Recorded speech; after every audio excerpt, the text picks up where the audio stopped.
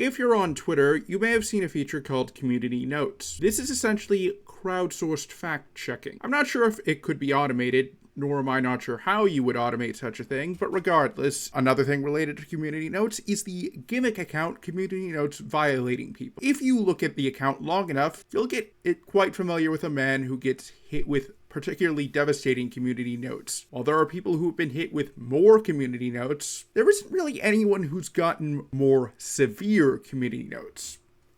That man's name is Scott Ritter.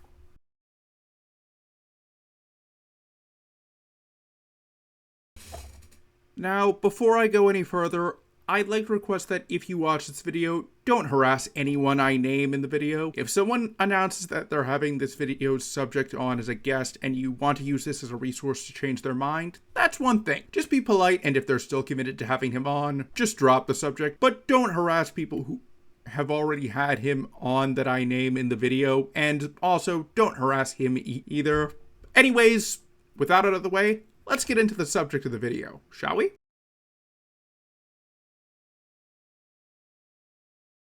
Scott Ritter is a former Marine, a former UN weapons inspector, a common guest on geopolitical web shows, and a convicted pedophile. Now, I normally avoid saying stuff like that unless I have proof, as aside from the fact that I and a lot of other people on the internet saw what happened when Mama Max falsely labeled people as pedophiles and what that label did to them, I'd rather not risk a defamation lawsuit. Not gonna elaborate on who Mama Max is, but I'll link a video by Lanza in the description if you want to know who he is. But as it just so happens, I have Mr. Ritter's record right here, which I will also link in the description. So if Mr. Ritter sees this and decides to try and sue me, all I have to say is, go ahead, make my day. You'll either have to acknowledge your criminal history in court under oath, or you'll commit perjury if you try and deny it. Also, while his full name is William Scott Ritter, I'm going to refer to him as Scott Ritter, or just by his last name, since, well, he uses Scott Ritter as his Twitter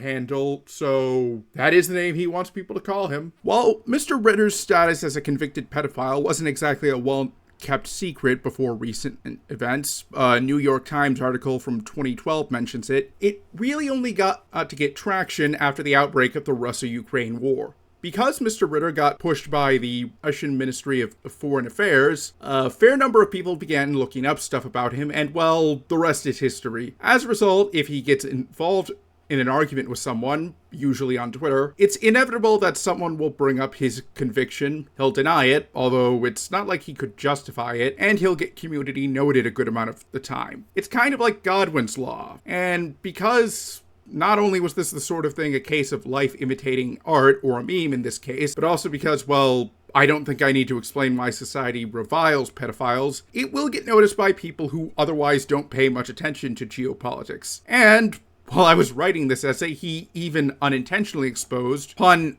unintended but unavoidable, himself to his audience by retweeting one of his own tweets that got community noted. A good amount of the information that I used as a starting point on Mr. Ritter comes from, and I'm going to probably butcher this name, so I do apologize if he sees this, Pekka Kalliomäki's Vatnik Soup series, which I will link in the description. I will also link the Twitter account of the person in question, so I hope he considers that at fair compensation. Anyways, however, I'm equally focused on why he keeps on getting back up and continuing to contribute to the discussion online, as well as speculate if there's anything that could actually get him to leap for good. And also make this video because I'm honestly surprised by the lack of content about the guy. I only know of 3, at the time of writing this script, 4 when I started actually recording, channels that have talked about him. Dylan Burns, who made 2 videos talking about him, Laserpig, who kind of talked about him in 1 video, and a channel for expats called Connor Klein. Yeah, that last one is really weird. But while I was editing this video, and when I decided I should record a lot of this stuff that I'm using, a surprisingly well-made video on Mr. Ritter's claims about the Russo-Ukraine war by a channel called The Military Show was posted that actually looks at his claims. So I guess you could consider this video a companion piece to that video. But anyways, let's keep looking at Mr. Ritter as a person.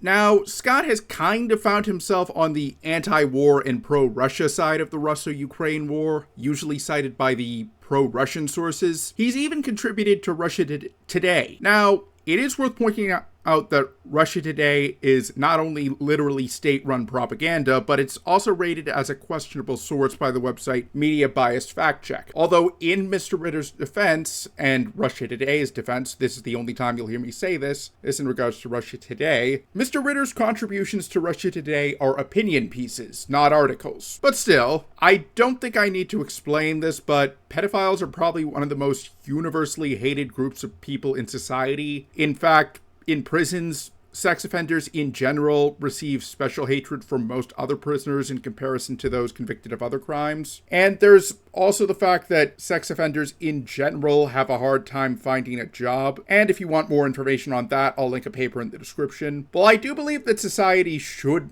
make it easier for those who are falsely accused to clear their name. Mr. Ritter was actually caught in the act. So why do people still bring him on as a consultant, given his conviction? Well, it's because of his service record. Scott Ritter is a former analyst for the U.S. Marine Corps who worked on the Soviet invasion of Afghanistan and the Iran-Iraq War, as well as a former UN weapons inspector who inspected weapons in Iraq up until Saddam Hussein's regime kicked him out. This, combined with the stance he publicly took on the Iraq War right before it happened, namely he was in opposition to it, might make him seem like a prominent name that networks should be fighting over for guest spots. Yet, as I mentioned, he's not appeared on any major TV network, on CNN, Fox, MSNBC, or even OAN or Newsmax. Instead, rather, he makes his appearances on YouTube channels such as Danny Haifong, who himself has admitted that he worked for CGTN, the Chinese equivalent of Russia Today, and Cyrus Jansen, who, while not employed by CGTN, has associated with them in the past.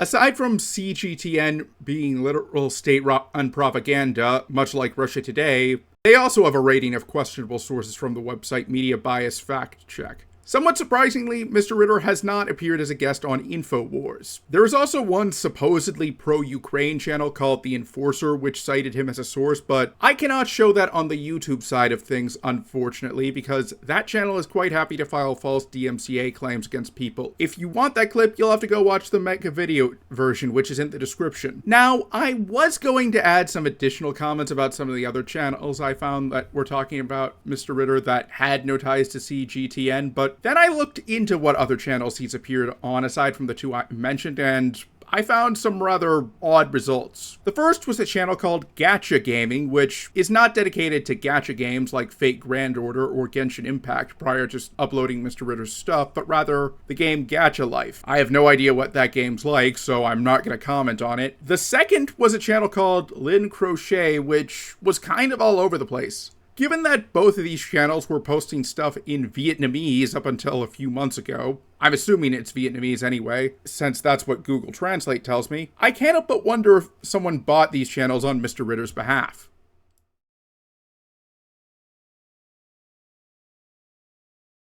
The funny thing about Mr. Ritter's record is, if you actually take a look at what he did on his job while he was serving, his anti-war record actually becomes somewhat questionable. According to an interview his former boss, Richard Butler, did, Mr. Ritter is someone who, if he made his mind up about something, would insist that it was the truth, even if he didn't have anything to back it up. For example, as I mentioned, during the 1990s, he was as one of the UN weapons inspectors in Iraq, and in a 1998 interview with Jim Lehrer, even stated, quote, "The bottom line is that because of Iraq's choosing, they have painted me as a troublemaker in an effort to distract the world's attention away from its failure, Iraq's failure, to abide by its disarmament obligations, and that, quote, Iraq still has prescribed weapons capability." I have linked to that interview itself if you want to check it out. At the time, this comes off as someone who is quite concerned that Iraq may attempt to rearm itself. While I cannot prove this, so I will fully admit that I could be wrong, and what I'm about to say is just speculation, this rhetoric is very similar to the claim that Iraq had weapons of mass destruction that was used to justify the invasion in 2003. A claim which, if you weren't alive back then, which there is a decent chance hence might apply to anyone who's watching this video, it was later proven to be false, meaning it's entirely possible Mr. Ritter's claims were used in the justification of the 2003 Iraq War. However, if you go back to 1991, you'll find something very interesting. In August of that year, Mr. Ritter married his second and current wife, a 19-year-old Russian by the name of, I'm going to butcher this again, Marina Katsiaslevi. Marina allegedly worked in Russia as an escort. I'm not holding that against him, but more important to the situation is she also has/had ties to the KGB. You know, the Soviet intelligence service. To my knowledge, she's still married, and despite knowing about those ties and how they'd be a huge conflict of interest with his job, Scott chose to marry her, yet still tried to hold his position. That conflict of interest alone should disqualify Mr. Ritter from being a commentator on any geopolitical issues involving Russia. It's even been speculated by some that Marina was used as a honeypot trap. If you've never heard that term, basically it's an intelligence trick where romantic or sexual relations are used to either gather intelligence or manipulate people. Given the previously mentioned ties Mr. Ritter's current wife has to the KGB, as well as the fact that Mr. Ritter has never been critical of Vladimir Putin, it's entirely possible that Marina influenced Ritter's opinion before the Iraq War, and still does to this day. Again, and that's speculating, but still. Now, I'm about to say something that is just speculation, but I suspect the actual reason for his change of heart was because he was kicked out and still wanted relevancy. This, combined with the fact that his first arrest for pedophilia produced a very expensive set of legal bills, meant that he basically had no choice but to speak for whoever was willing to pay him. And given what his field of expertise is, combined with the current geopolitical environment, means that unless he actually gets locked up for good, he's probably going to stick around like some kind of cockroach. Now, I was going to just say he just wanted relevancy, but on a whim, I decided to go to the website Instant Checkmate, and sure enough, Scott Ritter has declared bankruptcy.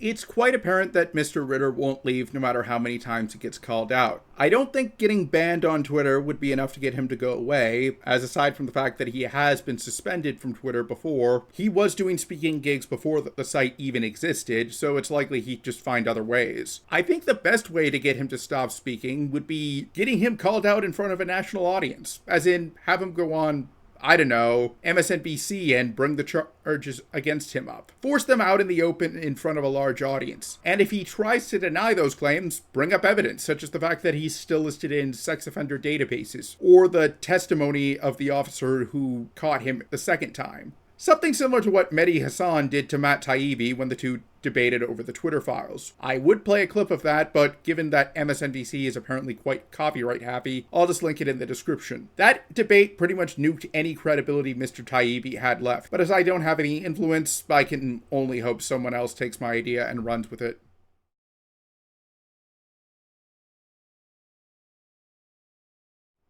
So, why did I write this essay anyways? And why did I make this video, you may ask? I guess it was because of, well, what I couldn't find. Namely, a video taking a look at what this guy had done off screen, I guess you could say. I doubt that someone like Jay Aubrey or The Right Opinion would take a crack at this guy, so I figured, even though I'm nowhere near as talented as those two people, there is literally no downside to taking matters into my own hands. I do have some stuff related to VTubing planned for future essays, which I'm working on right now, but for now, that's all I have to say. Hey, thanks for watching this. It's my first essay, so it's probably going to be really rough compared to stuff I make later on. Anyways, I have some essays in the works as of publishing this video, so if you want to see more from me, consider subscribing to stay informed, and also throw a like if you liked this video. It helps out greatly. And comment if you have any questions or just want to suggest improvements. But anyways, thanks for watching. I'm Andreas Corbell, and I'll see you next assignment. Later.